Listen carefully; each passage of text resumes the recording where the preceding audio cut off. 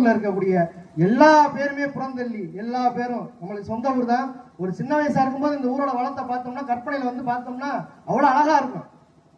அவ்வளவு பனைமரம், இந்த ஆத்துக்குள்ள போயிட்டு ஊத்துல இறச்சிட்டு வர தண்ணி, இந்த கம்மாயில அவ்வளவு தண்ணி கிடந்துச்சு, தவண்டு அடிக்கலாம். இப்போ உள்ள என்ன காலில் முள்ளுதே குத்த. அவ்வளவு ஒரு இயற்கை வளம் சார்ந்த இந்த ஊரு. ஒரு ஊர் ஏன் காலியாகுது சொல்லுங்க? ஒரு ஊர் தன்னோட சுயத்தை இழந்து ஏன் எல்லாரும் வெளியில போறாங்க? ஒரு சின்ன லாஜிக் தான். எந்த ஊர்ல கம்மா தூர்வரப்படாம முள்ள அடைஞ்சு கிடக்கோ அந்த ஊர் காலியாயிரும்.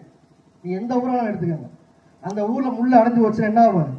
வானத்துல இருந்து போய் இது பூரா வானமத்த பூமி தானே. நம்மளுக்கு என்ன காவிரி ஆறும் வைகை இருந்து தண்ணி பாஞ்சுக்கிட்டு இருக்கா? கிருதுமால தண்ணி ஓடிக்கிட்டு இருந்துச்சு.